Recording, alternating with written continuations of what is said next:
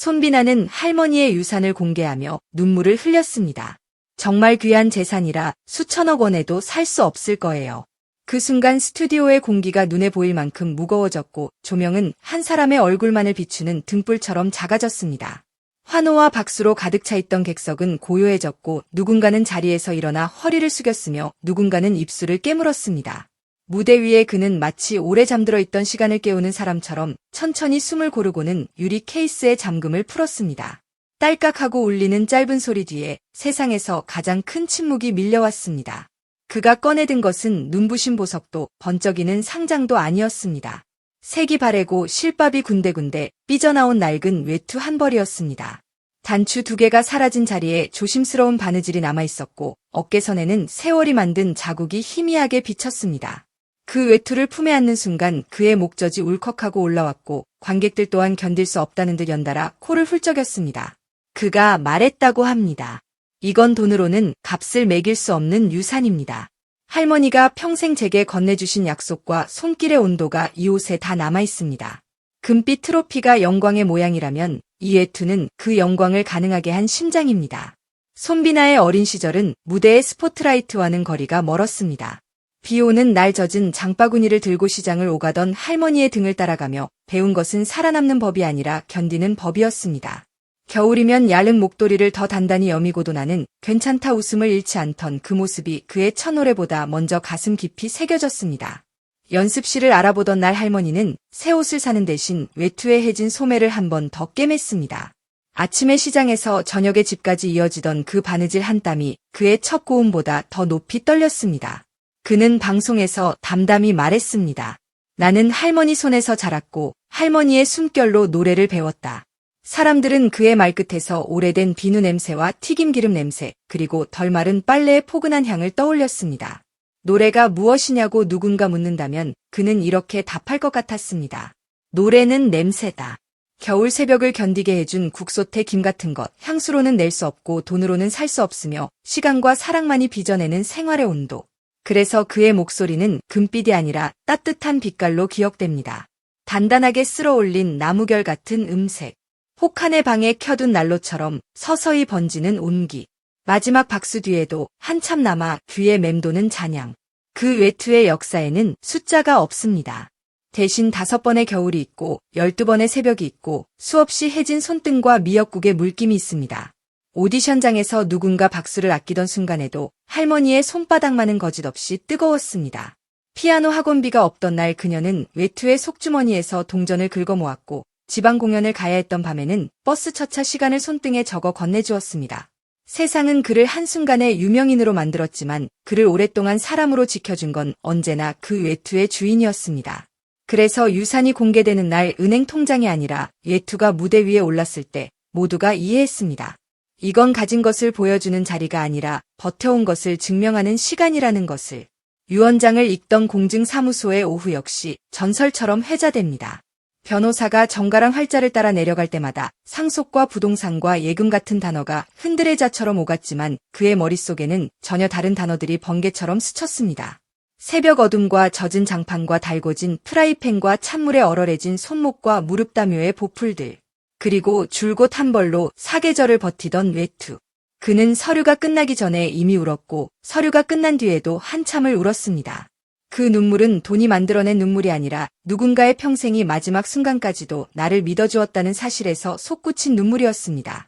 그날 밤 방송이 나가자 세상은 단숨에 술렁였습니다.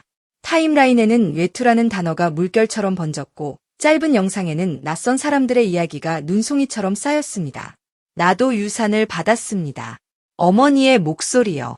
누군가는 그렇게 적었고 또 다른 누군가는 할머니가 남겨두신 국냄비 하나를 사진으로 올렸습니다. 돈의 크기가 감정의 크기를 결정하지 않는다는 너무 단순해서 자꾸 잊게 되는 진실이 그의 한 문장으로 다시 세상에 돌아왔습니다. 그의 외투가 유리 케이스 안에 누운 사진 아래로 이런 댓글도 달렸습니다. 트로피는 세상이 준 영광이고 외투는 영광을 먹여 살린 배터리다. 그리고 많은 이가 하트 모양 대신 오래된 외투 이모티콘을 찾아 눌렀습니다. 다음 날 아침 그는 가장 먼저 추모의 장소를 찾았습니다. 차는 오래된 골목 끝에서 멈췄고 문패는 누군가의 거친 손길이 닿은 듯 반짝였습니다. 그는 조용히 현관문을 열고 식탁 위에 유리 케이스를 올려두었습니다. 그 옆에 트로피를 나란히 세웠습니다. 두 사물 사이로 흘러가는 보이지 않는 전류가 방을 가득 채웠습니다. 금빛의 평면적인 빛과 바랜천의 질감이 서로의 존재를 더 또렷하게 밝혔습니다. 그가 혼잣말처럼 중얼거렸다고 합니다. 이건 버리면 안 되는 것, 이건 내 음악의 원고지. 무대는 박수로, 인생은 기록으로 남지만 사랑은 냄새로 남는다는 사실을 그는 그날 분명히 배웠습니다. 많은 이가 물었습니다. 수백억 원의 재산은 어떻게 할 건가요? 그는 성급히 답하지 않았습니다. 어떤 돈은 쓰는 법을 배우기 전에 기억하는 법부터 배워야 한다고 했습니다. 노래를 배우고 싶어도 학원비가 없어 포기하려는 아이들에게 작은 텃밭을 만들어주고 연습실이 없어 계단에서 소리를 내는 지망생들에게 방 하나의 문을 열어주며 공연을 보러 갈 차비가 없어 늘 TV 앞에만 앉아있던 이들에게 무대까지 가는 버스표를 건네고 싶다고 했습니다. 하지만 그 무엇보다 먼저 자신이 잊지 말아야 할 한 벌의 외투가 있다고 했습니다. 그 외투가 그의 목을, 그의 마음을, 그의 내일을 지켜줄 것이기 때문입니다. 해가 바뀌고 계절이 도는 동안 그의 스케줄은 거짓말처럼 빽빽해졌습니다. 그러나 어느 무대에서든 그는 첫 곡에 들어가기 전 외투를 떠올렸습니다. 심장이 너무 빨리 뛰어 리듬을 놓칠 것 같을 때 그는 속으로 외투의 냄새를 불러냈습니다.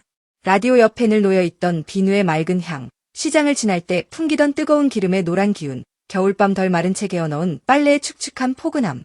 그 냄새들은 그의 성대에 천천히 스며들어 음을 단단하게 붙들었고 노래는 더 오래 남는 색으로 말랐습니다. 누군가는 금처럼 반짝인다고 했지만 그는 압니다. 자신의 목소리는 금이 아니라 온도라는 것을.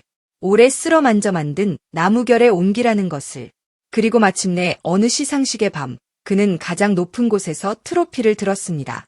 환호가 천장의 금빛 장식에 부딪혀 폭포처럼 쏟아졌고 플래시가 번개처럼 터졌습니다.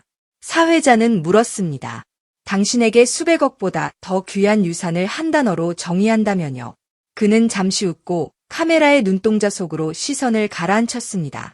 사랑. 그는 아주 또렷하게 말했습니다. 그 한 음절이 마치 가사의 첫 박처럼 호란을 채웠고 뒤이어 박수의 파문이 둥글게 퍼져나갔습니다. 그 박수는 화려함을 위한 소리가 아니라 한 벌의 외투를 위해, 한 사람의 평생을 위해, 지금 여기 살아있는 모든 약속을 위해 울려 퍼지는 감사의 소리였습니다.